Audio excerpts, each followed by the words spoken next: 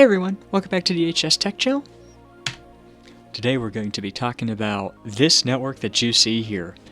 We are going to be exploring OfficeVision VM in a distributed office environment, something that you might would have seen in the mid-1990s as we made the transition from mainframes over to personal computers and other such distributed systems for all of our office needs.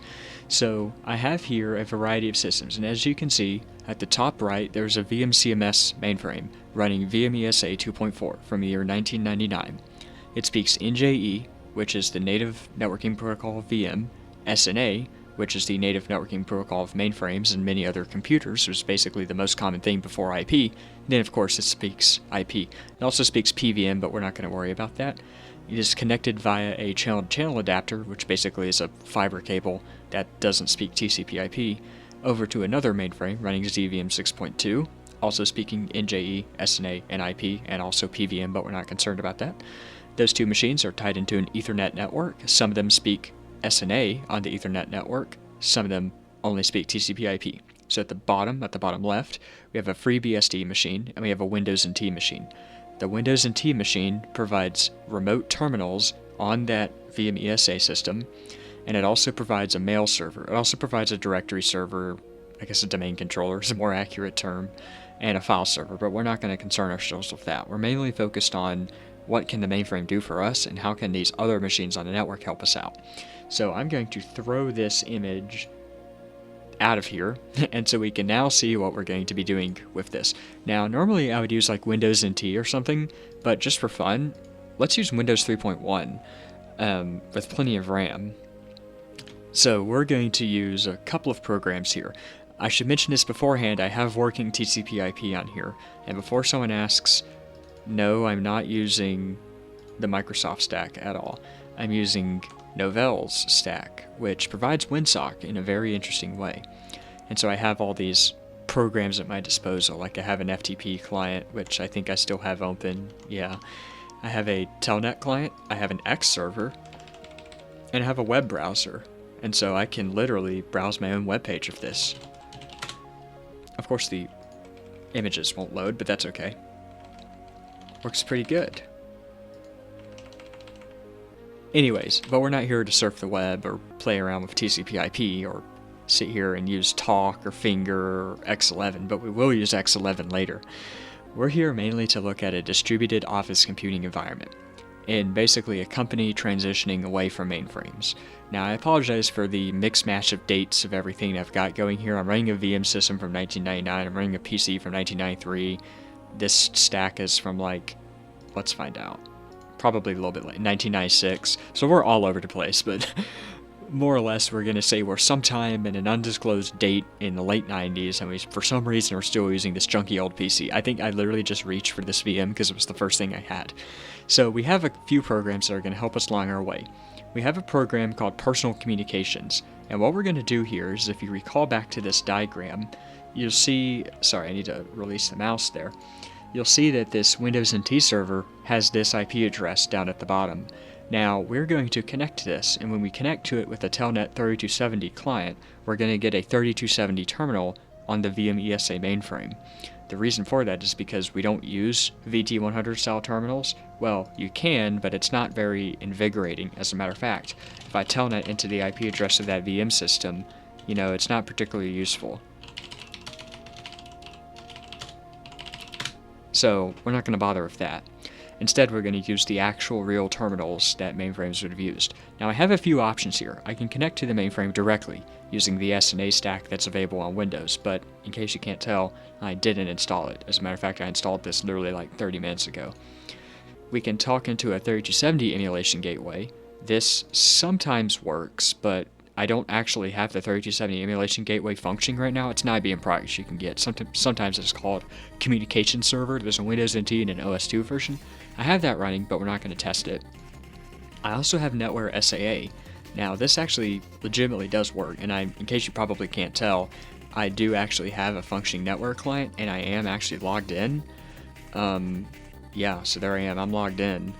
And sometimes this works, but most of the time it doesn't. We can try it for fun.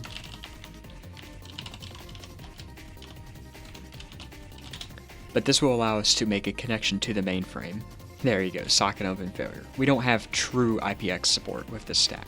Instead, we're going to do Telnet 3270, but the honorable mentions are, of course, the Windows NT SNA server client. We're not running NT, so we can't have that. AnyNet is a disaster, don't bother with it. AppC 3270, this is an AppC session over an SNA network. We don't have that. And you can also talk through an AS400. You can also, if you have a 3270 terminal card, connect that to a terminal controller, and that works. You can also connect using SDLC to a cluster controller, or you can dial into your mainframe, or you can talk through, you guessed it, an AS400.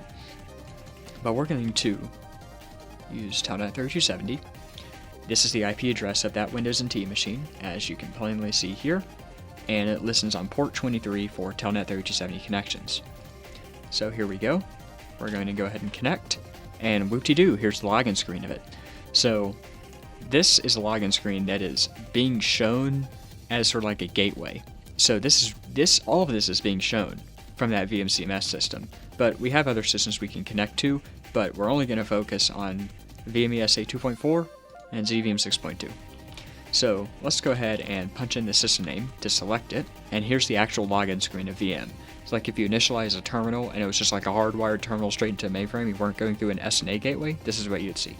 So we're going to go ahead and log in as me, and right off the bat, all of this is executing basically my .profile file. If you're a Unix user, you have like your .cshrc, .bashrc, .ksh profile. You probably know your shell profile by now. This is the same thing, except on VM it's called profile exec. And I can invoke the editor, xedit, and then the file name, profile, the file type, exec. Oops, if I can stop pushing the wrong keys. There we go. And then here's my profile exec file that I shamelessly stole from a guy on a listserv post a long time ago. Thank you to whoever provided this. I think his name was Mike. So there you go. That's the editor. And we can do pretty much anything that we would do on a Unix machine on this VM mainframe. So we can ping random IP addresses like 192.168.1.1, or we can ping hosts on other subnets as well, 192.0.2.1.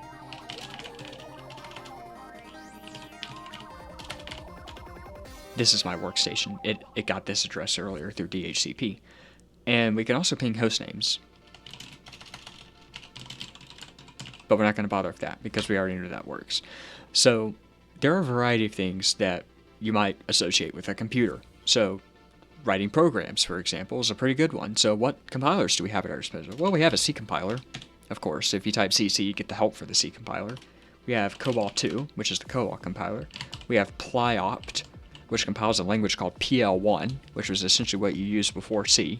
And in fact, the language is syntactically similar to C. We have FortVS2, which is, of course, Fortran.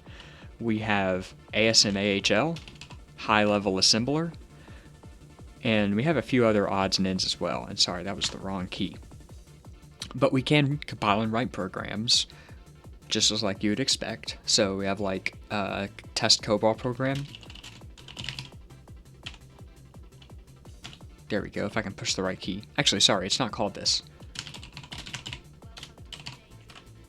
There we go, so we can compile this here. We can link it.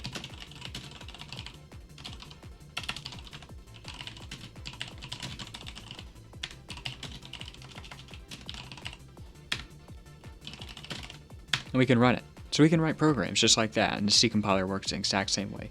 You just use CC in lieu of COBOL 2. So we can do all the normal computery things here, but this, as I said, was an Office system demonstration. So what am I referring to? Well, in the 1990s, well, in the 80s, there was a program called Profs, later known as OfficeVision. Now, this ruled the world many years ago before, well, I imagine my viewers fall into two age buckets, old and young. So like people in my age bracket, so like people who are like 21 years old, and people who are in a much older age bracket, so people who actually used OfficeVision back in the day. But this was an extremely common program product all throughout the 80s and 90s, even before it was renamed to OfficeVision. And everyone knew Profs. It was so widely used that it said that this was the most displayed thing on any terminal screen of any manufacturer. I don't know if that's true or not, but it certainly sounds like a cool story. And we can do useful office things with this. We can manage calendars, we can schedule stuff, we can email people, we can do document processing, we can do anything. And we can also find phone numbers to call. Now, this is an additional thing I've added, this phone directory. This isn't part of base OfficeVision. This is something that IBM had called CallUp, and we're going to take a look at it. But we're going to start with the calendar. Now, on a plain, straight OfficeVision install, you would only get one kind of calendar, but I have two installed. I have the traditional calendar, which is the terrible one, and then I have the CUA calendar. CUA is in common user access. It's a vastly improved version. But we're going to start with the lame calendar, and let's see what I need to do today. Okay, so I need to work on my microphone processor. I think it sounds pretty good. I certainly don't sound like this every day. I need to cook for a cookout. Well, it's great until it started raining. And I need to prepare this video. Here I am doing that, except the clock is, of course, a few hours off. It is currently 3:38, not 10:38. We can also view the rest of the week, so looks like tomorrow I need to work on one of my ham radio repeaters, and then on Thursday I need to call one of my friends. While I'm here, I can also look at the conference room schedule, and well, I'm not an actual company, so I don't have any conferences. And I can also sit here and flip through the previous days and the next day's schedule, which I'm not going to push those keys because it's just the exact same thing. We can also view the month, and you can see, oh, I've been pretty busy this month, looks like. And I can also schedule a meeting if I need to. The whole point of scheduling a meeting is that it will add this to your calendar, and then it will send notifications to other people that allows you to actually import the event into their calendar. So you can also sit here and check other people's calendars, and this works cross-system as well. Remember, I have two OfficeVision systems, so we're going to take a look at that and see if we can get that figured out as well.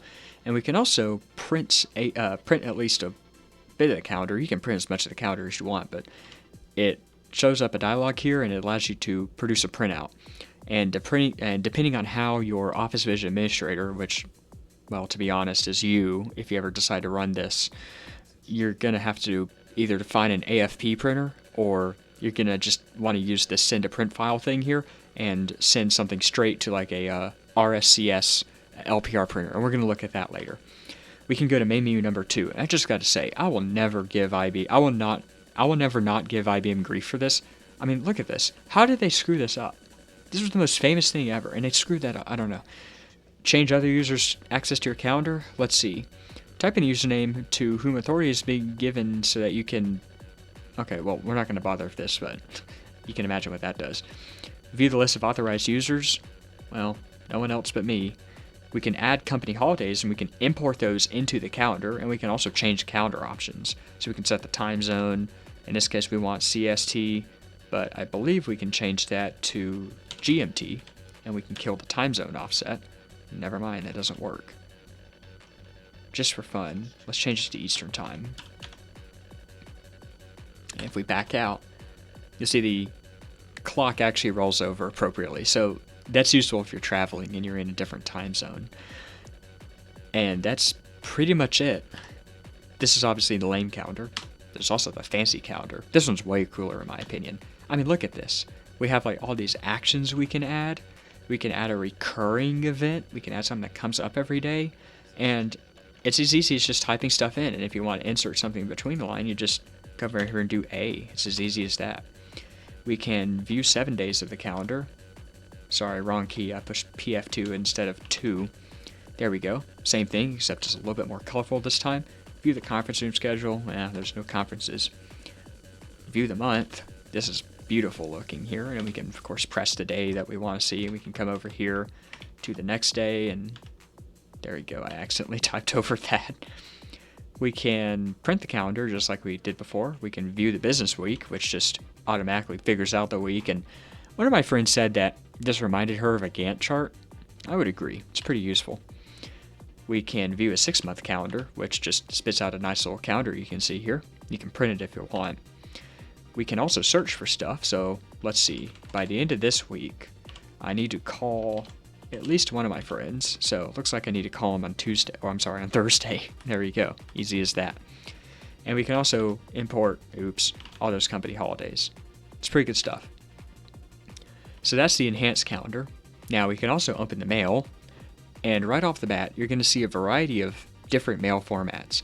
So you're going to see some that don't have really any other username. You're going to see some SMTP usernames going on here, and you're going to see some weird stuff that's like, what is this? Who knows? So, in other words, it's pretty good stuff. We can also process notes and messages. We can send a note, we can send a message. Sending a message is exactly what you think. It's basically just like the VM tel command. We can also send notes. That's always quite nice. We can tailor our note processing, which we don't care about doing. And we can also view the note log, which just shows up every email we've ever sent. So if you try to be stealthy and remove stuff, you have to also remove it from your note log. We can process documents, so we can prepare documents. We can process the document log, which in other words just shows us every single document that we've got in here. So here's some of the ones I've got saved up. BJ Blackawiz. I must have been playing Wolfenstein 3D at that point.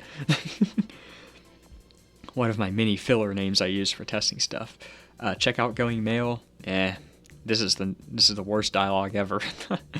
And we can process author profiles. An author profile is essentially what you use to automatically fill in your name, your address, your initials, and your typist's initials. Because remember, that was a thing back in the day, for some reason. We can also set up an automatic reminder. So we don't need any reminders though, because we're good. But how about at 10:45? Ding, ding, ding, ding. That's our reminder. Okay, so our reminder's been added. Eventually that's going to yell at us. And we can also change our settings.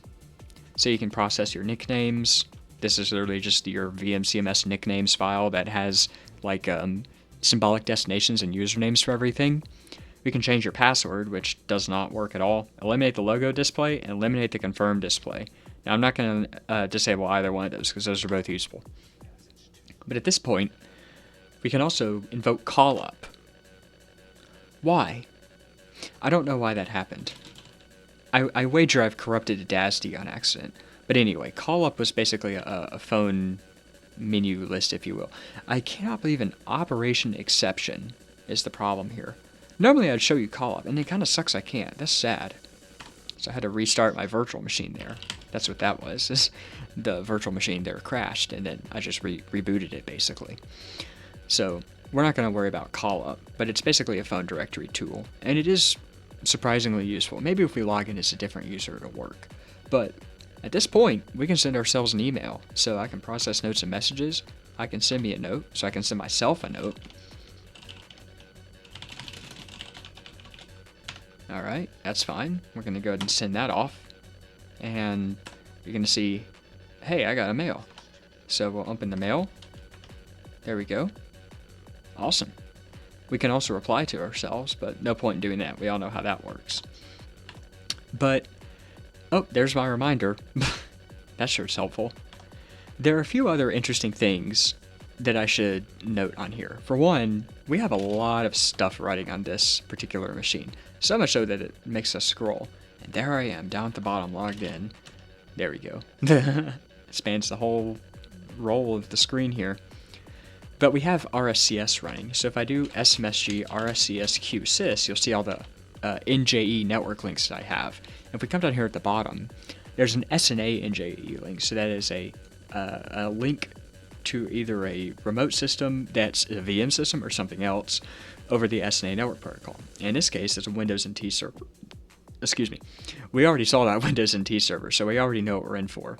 This is, of course, that infamous one that is providing our SNA remote access so we can get into the mainframe, though we could just directly telnet in, but we're feeling fancy today. And it also provides a Microsoft Exchange server. And this is going to be interesting. So here's what we're going to do. I'm going to blow your mind. I am running Microsoft Exchange, obviously, as I mentioned, and it is running a connector. First of all, it's running an SNA stack, because if I do a... Okay, I suddenly am not able to type. There we go. If I do a QN again, you'll see me down here. I'm logged in on this logical unit. So it's a terminal that's provided by that NT 4.0 server.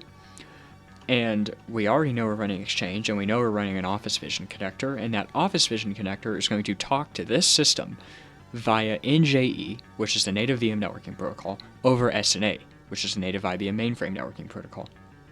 So let's get Exchange open here. Now for fun, I'm going to close this and reopen it so you can see the beautiful fun that we're going to have here. So Microsoft Exchange, here we go. We're going to log in as test user. There we go. Easy as that. This is the original Exchange client. It's kind of goofy, but oh well. And we have the ability to mail ourselves, but disregard these. Pretend you didn't see these. First of all, OfficeVision actually supports SMTP. So what we're going to do here is, there's this Unix machine that I have here. Well, it's a BSD machine. But I can open Office, and I can send in a note, and we're going to send this to WEC@BSD server. Okay, and then we'll go ahead and compose the body. Alright, and then we're going to go ahead and hit send. There we go, your note was sent. Easy as that. And then it's going to say it's delivered. Come over here and type mail, you'll be able to get it. Okay, I apparently have accidentally already received the mail in a very clever time slice I did, so let's try that again.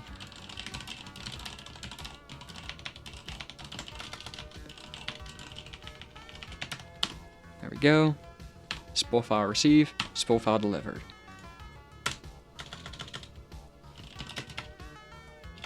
Run a dummy command, and then eventually we can get our mail. So there we go.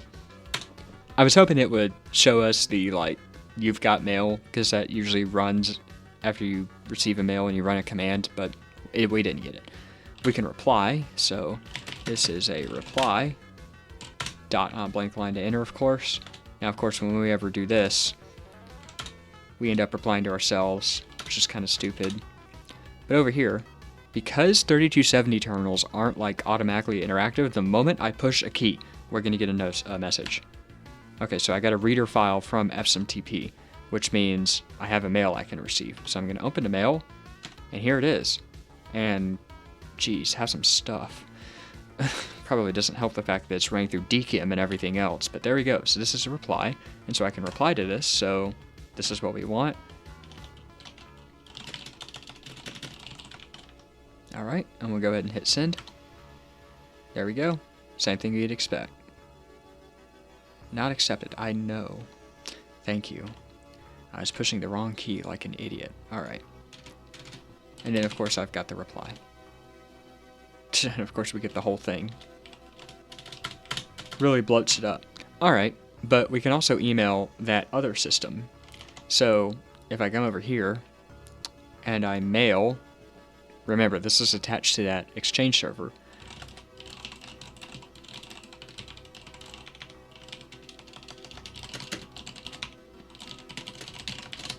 Alright. If I can get over the mouse acceleration long enough to do anything. There we go. So we'll reply. There we go. New mail has arrived because we got bounce back. And in a second, once the client says, hey, we got new mail, you'll get it. So there it is. Okay, so I should mention something about Exchange. Microsoft Exchange is very much so I guess you could say, an exchange. Okay, wow, okay. What the heck do you mean by that? Well, it speaks to a variety of mail protocols. The internal mail protocol that it uses amongst itself and other Exchange servers is called X.400. So if I start a new mail and I just mail test user,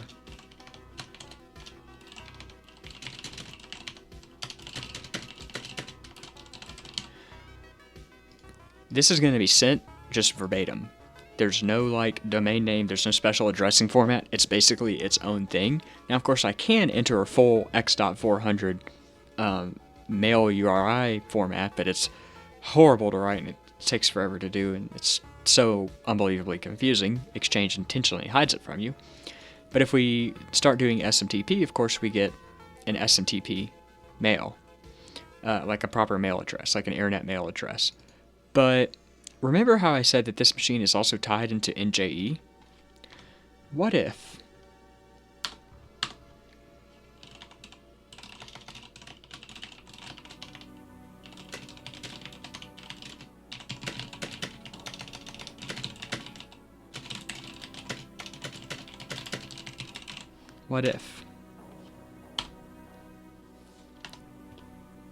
And then we wait. There it is. So we just quite literally, and by the way, I'm gonna show you this as well. Whenever you double click someone's email address, you'll be able to like get their, okay, here's what I mean by Exchange supports everything. We support Lotus CC Mail, Microsoft Mail, Lotus Notes, geez, this cursor's so jumpy, Lotus Notes, Profs, SMTP, SNA Distributed Services, we are not going to talk about that, and of course X400, this is the default. But, yeah, of course, we also get all the fancy username and group name stuff, but this address here is a straight X400 address. Now, if I come over here and I look at myself, you can see this is an SMTP address type. Now, if I come over here to this, you can see this is a Profs address type. So this was sent through Profs, and this is the real deal too. I can reply to this, and this is a reply sent from me. I can send this off, and geez, this is really fast and performant. I really quite like it. There we go. That's the reply. Now, if I want, I can also forward this. Well, as OfficeVision calls it, route. So we're going to route it to WC at BST server. My dummy domain suffix name there. I'm going to go ahead and send that off. File received, file delivered, just like we would expect. Come over here. Run mail, and there it is. So there's the reply, there's the forward, there's the original. It's pretty good stuff, isn't it? Now, what else can we do with OfficeVision and all of this? Well, it's entirely possible that if you're watching this, you've already seen my original, I guess, showcase of OfficeVision, but the audio quality was horrible as my microphone processor circuit was kind of bad sounding, and I didn't really demonstrate it really doing anything else useful. So what we're going to do here is we're going to kick up another PCOM session, and just for fun, we're going to take a look at cross-system networking on here. So I'm out of memory? There's no way I'm using that much memory. Oh, system resources, whatever the heck that means. I've never understood Windows 3. Oh well. Maybe we can close some stuff. How about rapid fire? We don't need you anymore. Okay. I think in theory we should have enough resources. Okay, there we go. Alright, so Telnet 3270, we're going to talk straight into that ZVM system. Actually, for fun, we'll talk straight into the VM-ESA system, and we're going to connect via PVM, which is another inter-mainframe networking solution. And we want ZVM 6.2. Link not started. Well, I can't say I'm not surprised. We're going to exit for that, and we'll just communicate directly. We'll talk straight to the mainframe via its telnet session. Okay. We're going to log in on here as well.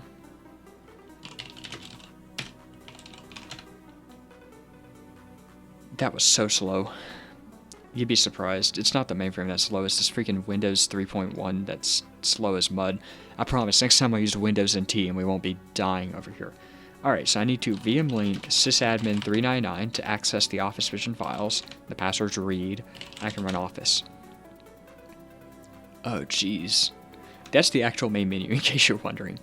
Now, we can mail ourselves on this remote system. So I can send a note. So I can send that to ZVM62 test from another system.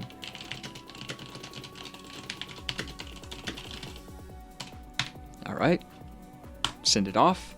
And there you go. WC has sent me mail. Yes, those are in fact my initials. Alright, so we'll open the mail and boom. There she is. So we can reply to this. There we go. We sent it. Yay. And then at this point, hey, you've got mail. Open mail. There she is. So cross-system works just like it does with that OfficeVision to Exchange connector relay, which I probably should have demonstrated them in reverse order because that would have been a lot more sense, but that's fine. Now, remember, we live in a hypothetical world here where we have a lot of other stuff. So we also have like Unix machines. Well, I mean, obviously we have Unix machines. Okay, I'm going to log out of this because this is eating up like tons of system resources. we have this Unix machine. We can also start up an X Windows session if we are so inclined, though I'm not actually going to do that. I might later. But we also have like PC-based word processing programs, like we have WordPerfect, stuff like that. We have compilers that I don't use. So let us compose some documents.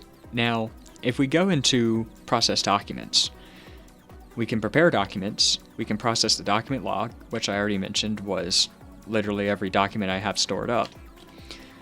Oops, pressed that one too many times. We can change a document if we have it ready to change, or we can staple it, which basically compiles multiple documents together and then you can email them to someone. So we're going to play around with a lot of this now. So one of the things that you can possibly want to do is produce a little something a little bit more sophisticated than just like a plain note email. So we can prepare documents and we can use another document style, and we have a few options here. We can do an RFT memo. Now RFT is it's basically the DisplayWrite file format. Now, I would show you this, and in fact I am going to show you, but I don't have the correct version of DisplayWrite for this version of OfficeVision. The result of that is that I have to run DisplayWrite on its own and then import the file into OfficeVision. So we're not going to do that yet. Instead, we're going to do DCF. DCF is a document composition facility, sometimes called script. If you've ever used Unix, you probably know what a man page is, because you hopefully read those, even if they kind of suck compared to CMS help, which is way better. I mean, for crying out loud.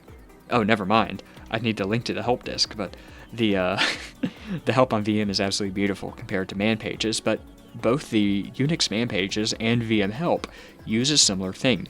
Unix man pages use troff. As a matter of fact, troff is the reason that Unix did anything useful.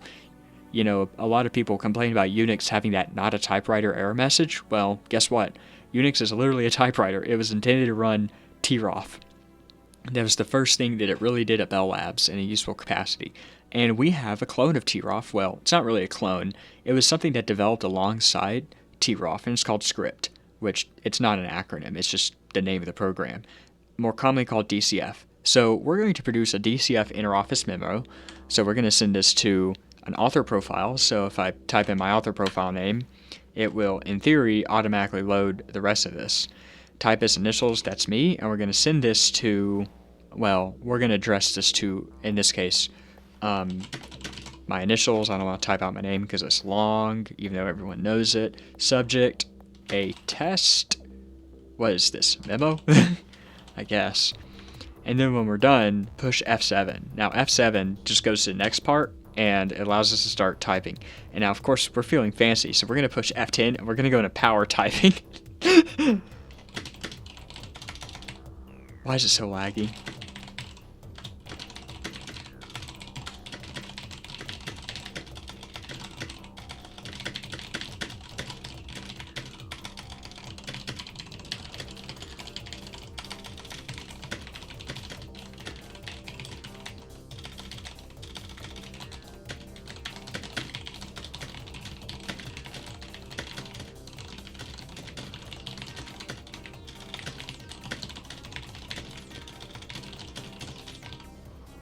Alright, there we go. That's fun. Alright. It's as easy as that. Alright, so we're going to go ahead and hit File. And we can view the document. Now, when we view the document, it's going to run. Basically, what that was, is it was basically a format, like a templating format for script. And if I hit View the document, it will run it through script. And we will get a nice, quaint-looking thing. So there's my profile information. There we go. There's my node name and stuff like that. You can also change the document, which goes back into the editor. We can proofread the document, which we should probably do. We're going to check the spelling, because by golly, I apparently made a lot of mistakes. So if we press F3 for aid, this is typing. Oops, I pushed the wrong enter key, as I am wont to do, it seems. There we go. Cool. Oops. Why do I keep doing that? Okay, this is not very ergonomic, sorry. But it's not ergonomic for me because I'm terrible at this. We're just gonna blank that one out.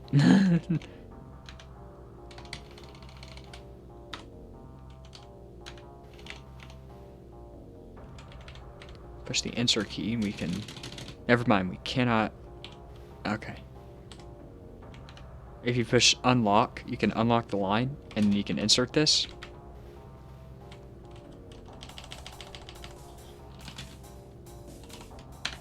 From the control. Okay, that seems weird. This is also terrible, but that's okay. We can proofread the document, and we can check the reading level. So, we're in 4th grade. Let's see. Okay, apparently 4th graders don't know what would and actually means. Seems a bit ridiculous. Oh well. Anyway. And we can file the... We have a few options. We can file the document as a final document. We can file the we can file the document in personal storage, which means it goes into our home directory, and we can file the document as a draft document. We're going to file this in personal storage. Okay, and I have absolutely no idea what it named it because I scrolled by way too fast. So we're going to get out of here, and we're going to do li star script. Actually, it's going to be 1 star script.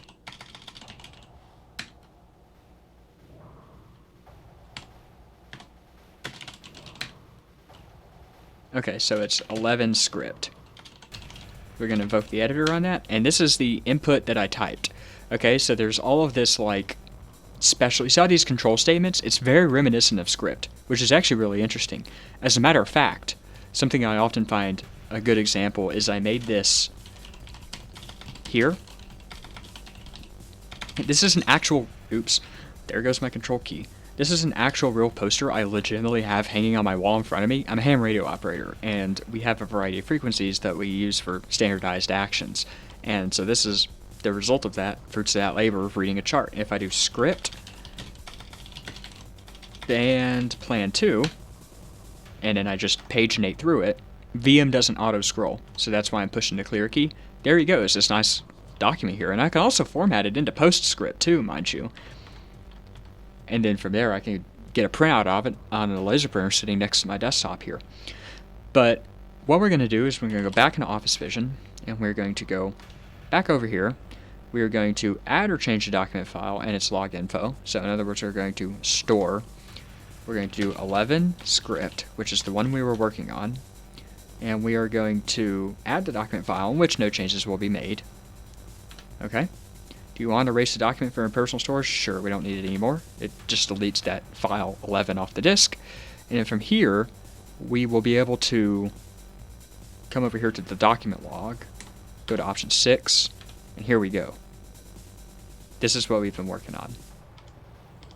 Oh my gosh, this reads like an insane person wrote it, because the all caps and the... Okay, it was a bad example. But anyway, we can do a few things with this. For one, we can press prompt, sorry, not enter. I can email this to someone, which I'm going to do for fun, and we're going to send this to testuser@nt4serve. You pressed the wrong key. We do not care about a routing slip. Alright, so we sent that, and in theory, we should have us a mail. This may have puked. No, it didn't. And we have it attached. And you can see that it's going to, this is something special to the OfficeVision connector, is it's going to do this conversion thing. And so here's the original script file. So you would be able to edit this if you had like script PC installed. That's great, but this is also primitive. We want something that's like a little bit more advanced. So remember how I said there's another option? Actually, while we're here, we can store a document. We can load in ban plan 2 script. We will do this. No, I do not want to erase that from my personal storage. Please, no. And then I will be able to process this and manipulate it later. So if I prompt myself on this one, I can... If I can figure out how to change this... Yeah, update. There it is. Okay, so yeah, it places it in your personal storage because OfficeVision knows, hey, wait a minute, I don't recognize this format, so it doesn't have like a special formatted template for us, so it just kicks it back on a personal storage. That's fine though. But let's do something a little more sophisticated. I mentioned we also had RFT at our disposal. we can't run DisplayWrite 370 from OfficeVision because, well, the OfficeVision version I have is ancient. So we're going to come over here and we're going to do DW370, and let's just come up with a random example. Let me think of something here. How about this one? This is about a series of video games that I made. This was kind of conducted like an interview of such, but this is a document that was composed using this here. Now, if I come over here and I push aid, you can see that this is an underscored portion here, and I can reinsert anything I want here. So, for example, I can come over here and I can add an instruction here to, if I scroll down, eventually I'll be able to find it in here. Somewhere here there should be a command for italics, which there isn't because I'm stupid and can't find it. But anyway, you'd be able to insert all kinds of formatting options here, and I can also come over here and I can check the spelling of this whole thing. So T-spell, you can see that some of these need to be added here, so it doesn't know about this word, but I obviously need to add it, so I'm going to insert. Okay, that's the wrong key to press. I'm going to aid. I think this will work. And this is the exact moment I can never remember the differences between the OfficeVision Composer and DisplayWrite, because they're made by two different teams of people. Let's see, how about instruction? Nope, that's not it. Alright, I'm gonna figure this out. Find? It's definitely not that. You must use find. Oh well, there's a way you can add words into your own personal dictionary, but I'm not gonna sit here and bother with it. So, pretty simple stuff here, and we are going to import this into OfficeVision for fun. So let's load it up.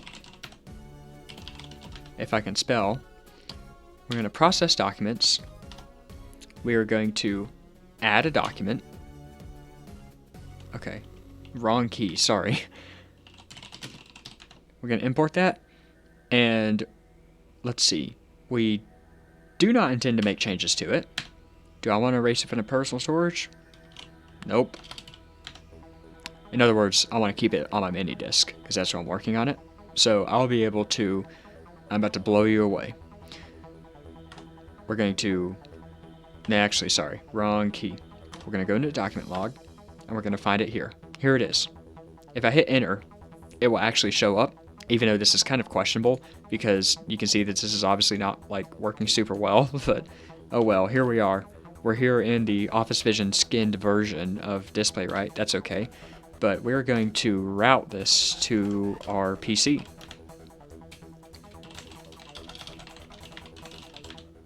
Okay, we're going to send it with that. You know, let's send a routing slip for fun. For your... Please handle. Alright, so we sent a notice, and we sent that file off.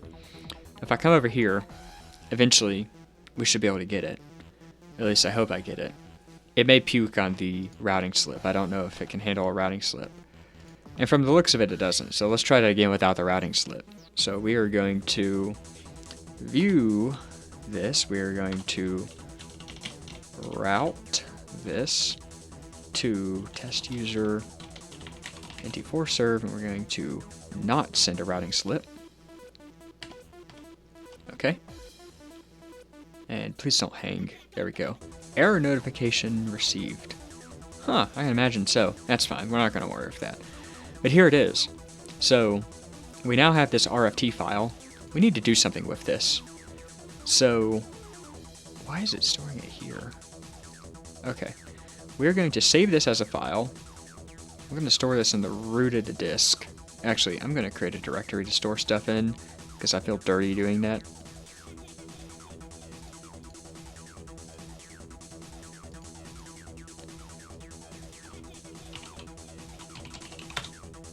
Document. I love the small file name limit. Alright, we're going to save as file. Oh yeah, we just do it the proper way.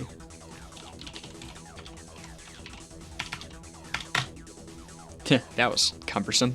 Alright, and now from here, we can load up WordPerfect. The application could not be executed. Why? What's going on? Oh, there's not enough memory. Oh, that would have been nice to know. Okay, what can I close? Exchange here on the chopping block. Alright, hopefully that was enough. Okay, whew. Man. This is painful. Alright.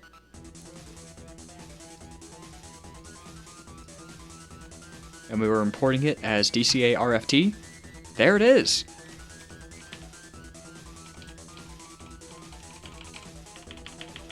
Pretty good stuff, huh? Pretty good stuff. And we can modify this as we please, and we can send it back to ourselves. Even though you can probably imagine how to do that. We can just email it.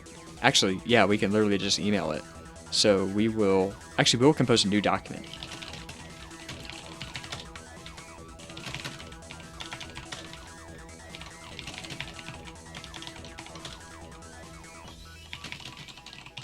You can see the default printer font that I'm using, which is generic text only. That's why these... Yeah, that's why it's using regular printer fonts. So we're going to save this in document. And we're going to save this as, if we paginate through the zillion file formats that this supports, we're going to scroll up until we see IBM DCA RFT. RFT and FFT. RFT is an editable one, FFT is not. So we're going to save it as RFT. We're going to call this PC file, I guess. Alright, so we have that. Now, we're going to do two ways of getting this on here.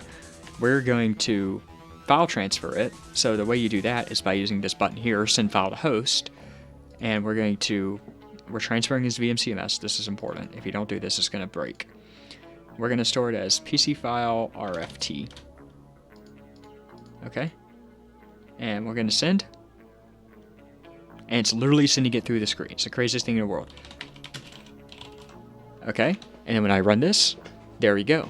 And you'll also notice if I come over here and I push aid, you'll see there's begin emphasis, end emphasis, begin underscore. And if I come over here right on the end, oops. Yeah, so it's hidden away over here. Pretty nice. All right. Let's just get out of this here. And we can also email this. Might as well. I mean, we just gotta. So, Microsoft Exchange. Let's see if this works. This may not work as well as I think it does. I doubt it will.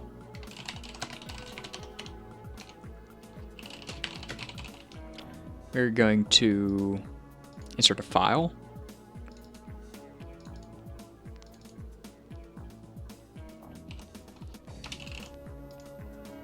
It's probably going to scream. Yeah, I do want to create a new address. This is a profs address.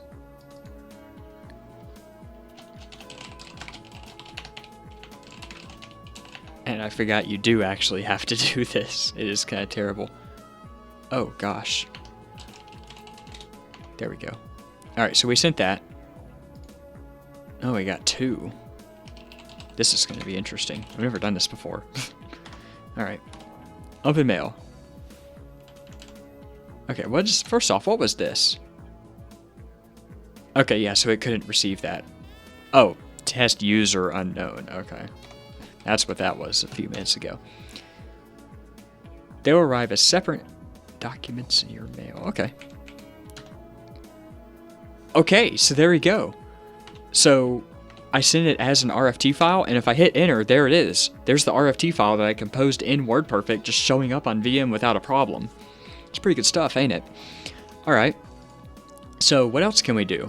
If we've already demonstrated that this works, you know, this is pretty intense stuff here. I mean, this OfficeVision's no joke. It literally works with anything. I literally used to use OfficeVision as my daily driver email client until I realized that I was filling up my mini disks with emails and spam and such.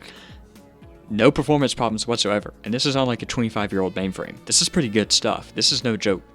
Now, I do want to show you CallUp. In order to do that, I'm going to have to log out of this machine. I think I can just run mpvm if I can spell it.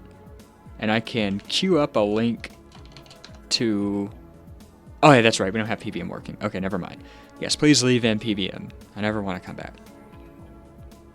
Yes, leave. Hello. Okay, there we go. I apologize for the thunder. My mic processing is going to make the bass even way more boomy. Alright, so let's go ahead and if I can keep my control key from coming off, let's log off at this machine. And via an SNA connection, let's connect to ZVM 6.2. I'm going to log back in there. And I'm pretty sure I have, on this machine here, I have what I'm looking for. So I'm going to see if I have CallUp. Oh, I don't have CallUp. Okay, hold on. Maybe I do. Yeah, I don't have CallUp. Where would CallUp be? I know it's a, I know where it would be. Okay, that is definitely not how you type that. Wait. Oh, it's VM off.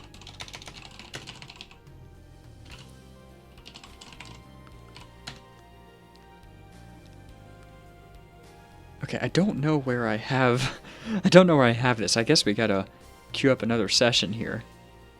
Hey, we're not breaking out to the modern machine. We're powering through it with this ancient junk. We're gonna keep rocking and rolling with that old Windows NT.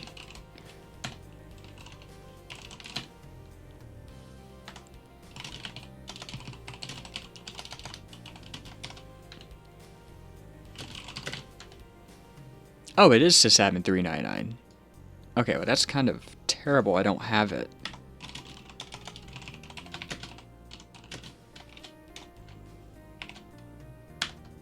Yeah, I just straight up do not have it on this machine. Oh well, I suppose that is the price of doing business here. Alright, let me see if this machine is up and running. Please work. Oh my gosh, it looks like I'm gonna have to play VM sysadmin here. Let me see if I can figure out a way to get into that VMESA 1.2 system. Oh, okay, alright, here we go. Alright, we're gonna maximize this for maximum effect. We're going to log in as sysadmin. I think the password is sysadmin. I take that as a no. What is going on here? Okay, PA1. Oh, I was already logged in. Okay, messages waiting. Okay, sure. Okay, this is an old version of OfficeVision. This is the original version of OfficeVision from 1989. In other words, the original one, note that it's not Y2K compliant. Note that the menu is slightly different. And we also have working, everything else is working. And we can talk to ourselves over on this VMESA system. Alright, so I need to figure out what key is. I'm just going to disconnect and reconnect. I don't want to figure out what the key combination is here. Later, I'm going to have to go in and fix CallUp. I know it happened. I accidentally corrupted the disk that's on my setup. Isn't exactly the most elegant. And after this, we're going to look at the web UI for OfficeVision. Oh yeah, we're rolling big with this one. Alright, so let us start by expanding this. If I can click at the stupid corner. Alright, and oh, it's not the same size and it's going to kill me. Alright, we're going to prepare a document here. We're going to prepare it using another document style, and we're going to do an RFD interoffice memo. We're going to use this author profile. Okay, maybe it is my author. Okay, it is my author. Alright, so here's my name, PR Administrator, you know, Profs Administrator. One day we'll break out an actual version of Profs and check it out, but this is a memo to... We'll just punch our name here, subject, this is the subject, reference, none applies. Alright, and we're going to scroll down. So, there we go. Note that these keys are slightly different. So type text here, well, we don't care about that.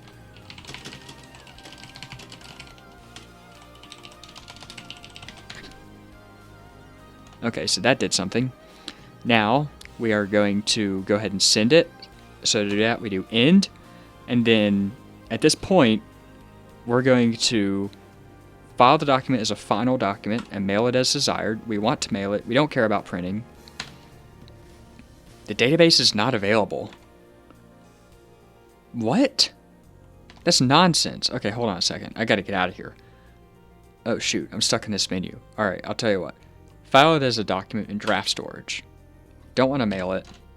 The database is not available. That's terrible. That is terrible. The way we're going to check that is we're going to do qn. This is a cp command. Oh, okay, well, whoop-de-doo. Yeah, sure enough. All right, so we got to do xautolog pro dbm. Hopefully I have the permissions to do this. Xautolog pro mail. I straight up do not have OfficeVision running.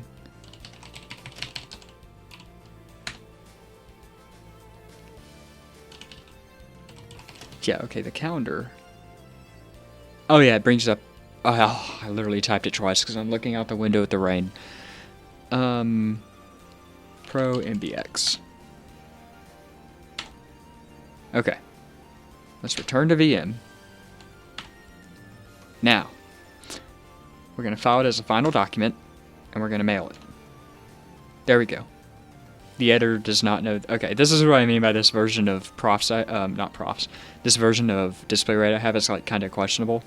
Alright, so we're going to send this to wec@vmesa. Alright, you pressed the wrong key. Don't I always? Alright, so you can see over on the other terminal we got it. So this is an older version, and we just mailed to a newer version. In case you're wondering, there's a file named remlock file that has all the remote systems that I know about. So in this case, this is what I've got. So this right here is the node name. This is the name of the distributor, basically the mail router on the remote node name.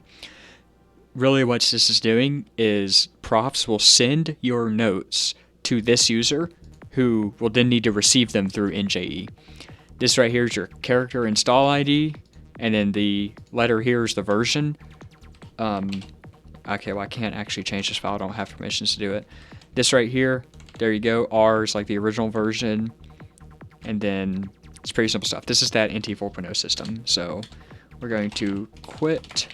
We have to do 2 Qs, which is basically like the equivalent of the exclamation point on VI. So we're going to go back in the OfficeVision, we're going to check our mail, and we're going to view this. OVVM cannot continue. Log off, then log on again. What? I guarantee that it's stupid DisplayWrite not working. DisplayWrite never works, because the moment I try to view it, yes, please return it back from the first storage. Okay, and now it worked. Okay. This is probably just a transient bug because I had already opened it. So this is great. This works. I can...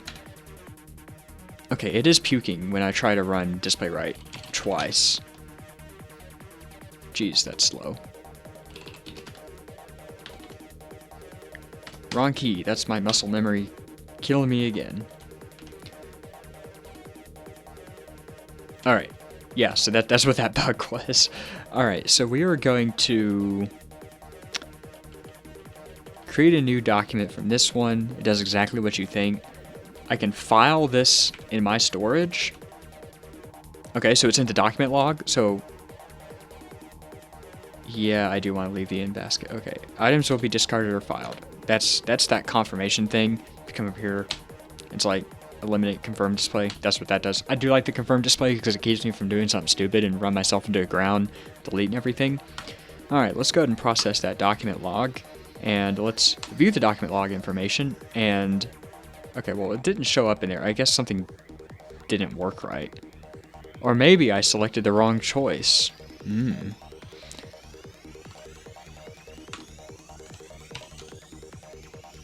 Okay, yeah, it is filed. Yeah, items will be discarded or filed. Yes, please.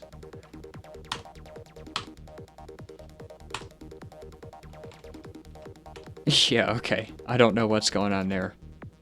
Oh well. I guess something's not working properly. To be fair, this is kind of a hacked together system. This is the sad reality is this is the best OfficeVision system you're going to see in the world. I'm not saying that like to toot my own horn. I'm serious. I think this is the most complete OfficeVision system that currently exists to this day.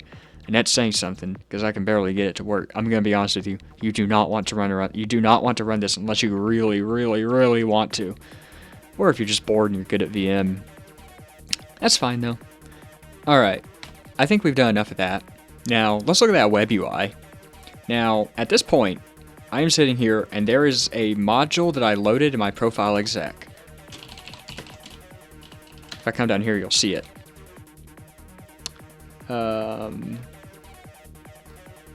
There it is, VIOW, or VIWOV init VM web serve.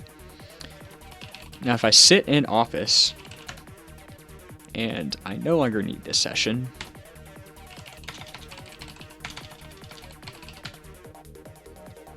actually I'll just close this, because we're going to need the system resources.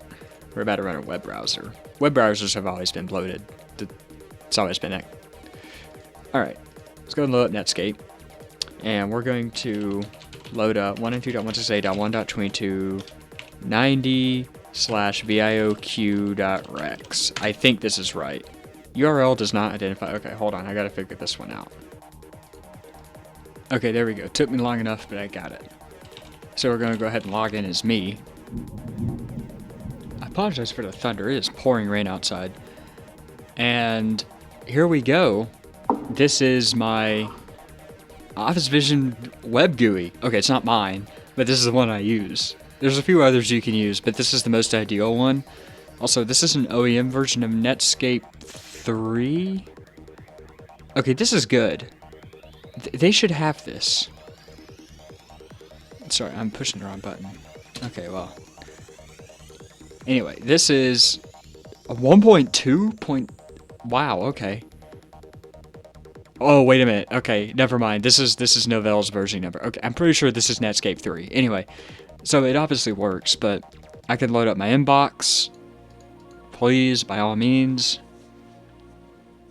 And wait on it to send the stuff back. So there it is. So I can go ahead and view my junked up email here, and I can reply if I want. Don't worry, we're going to take a look at all that. Schedule meeting, conference rooms, distribution list, nicknames, calendar access, help, mail folders. Well, there's only the default folder I have. Some people set up multiple mail folders. If you've ever done it on Exchange, it's because you can do it on OV. That's why. That's where it came from. Alright, so I'm going to send a note to... just for fun, let's do it via SMTP.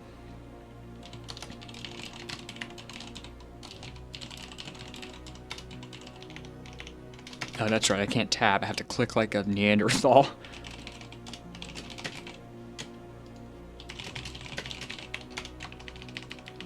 Alright, signature. Do I dare sign it with my real name or my screen name? I use my actual email signature. Alright, so we sent it. So SMTP, boom. Continue with main menu, whatever. Alright. And you can see, all that web UI is doing is basically remote driving my virtual machine there. Let me see if I have Exchange. I think I still have Exchange. No, I do not. Yeah, you can't use that trick on Windows 3.1. Alright. Come on, there we go. Test from the web. And, oh jeez. Oh, if you ever wondered how do you punch an IP address raw verbatim into a email address, you put it in brackets. You gotta put the brackets in. If you don't put it in brackets, it's no good. I recommend not enabling that, but you can. Alright, we'll reply. So, there we go. Bring that back up. Go into the inbox. Once it loads, you'll see it.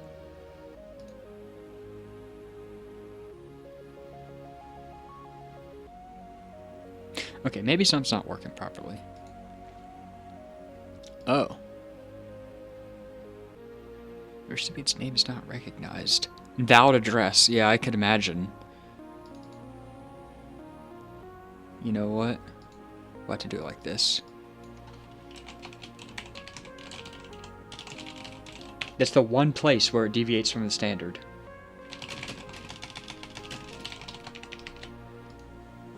Every other place is good. See? There we go.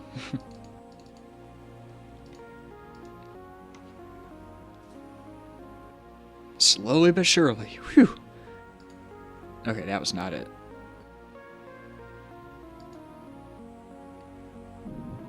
No. Yeah, note the time. It's kind of goofy. I need to synchronize the clocks on all these things. This is time zone problems. Alright, well, we can also view our schedule today. That's right, you click on the image. Boy, they thought they were fancy. Oh yeah, looks good. It literally looks like a 3270 screen.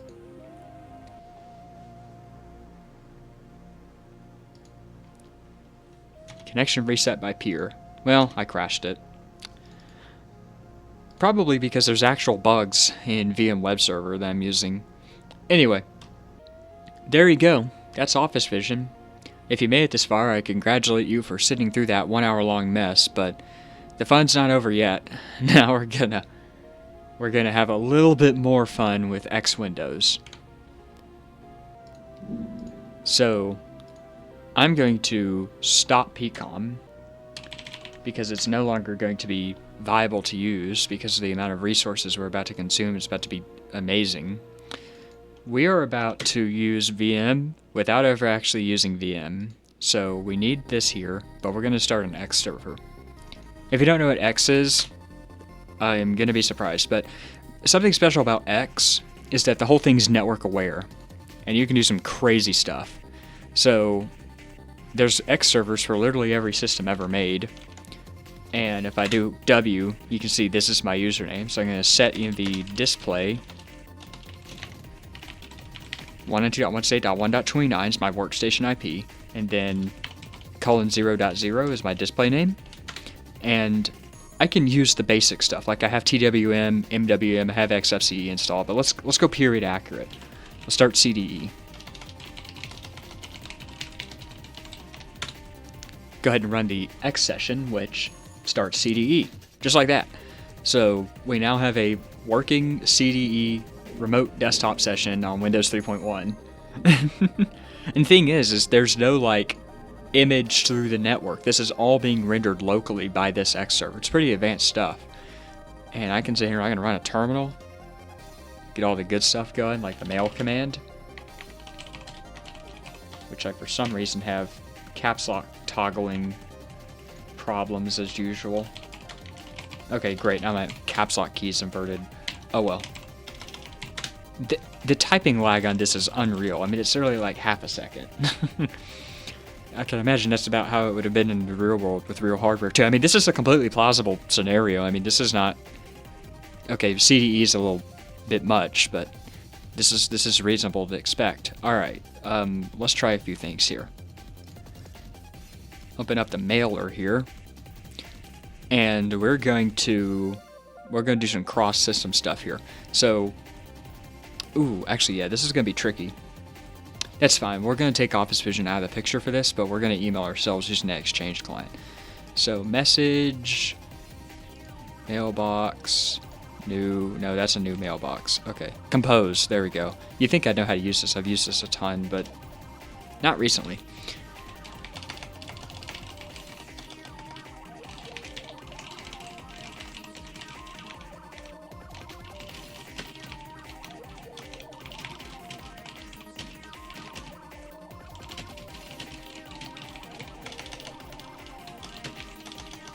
Oops, okay, I don't know what I did there.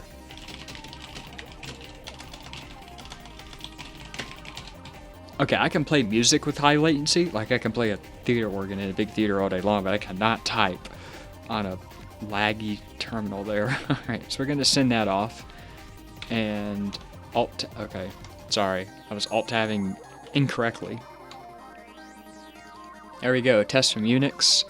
We can forward this to VM if we'd like. Actually, we will reply and we will CC ourselves on VM using the native protocol.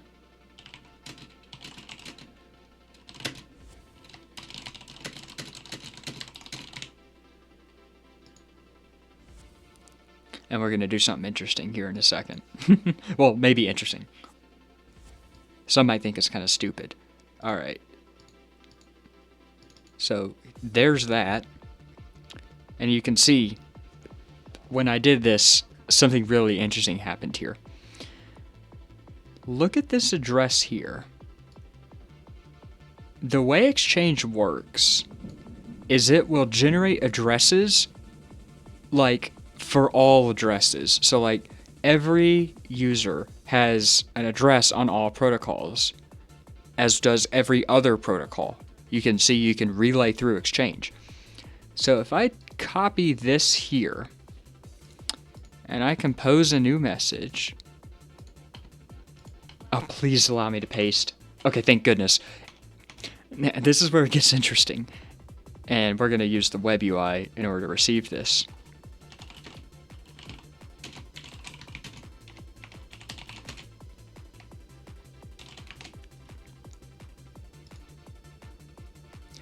So in theory, we figured out what our prof's email address is, which they're all randomized.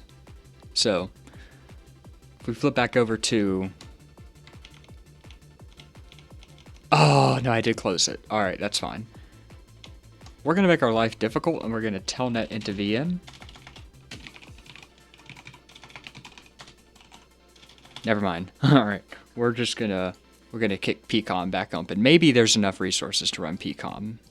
I have no idea why or how to increase the amount of free GDI resources, but by golly, there's insufficient memory. Okay, that's fine. All right, we'll call it quits with the X server. If it would open. Did my entire system just hang? I think it did. Yeah, Windows moment. This is terrible. That's fine. You get to see the boot up process. Yeah, load the LAN support. Load all this junk. Yeah, load the client. All right. Just for fun, we'll log into NetWare.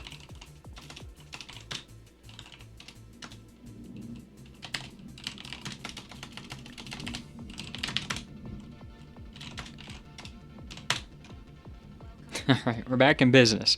All right, we're going to kick up in PCOM and see what we got. We're going to see if we got that or not. All right. It's just like a fine science to me at this point. There we go.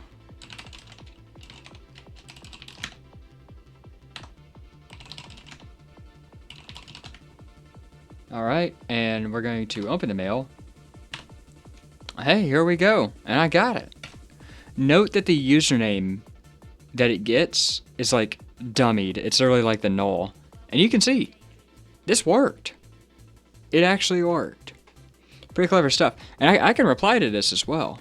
But when I do that, of course, it's going to have a rather odd address. So if I hit the address list, you can see who it's replying to, an invalid address. So that's where it breaks down.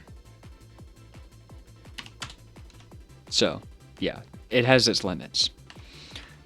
But I think that's enough. I'm going to go ahead and tick this off.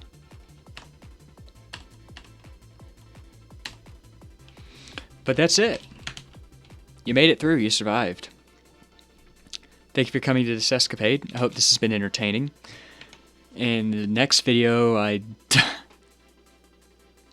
don't know what we're going to look at. We'll figure something out. All right.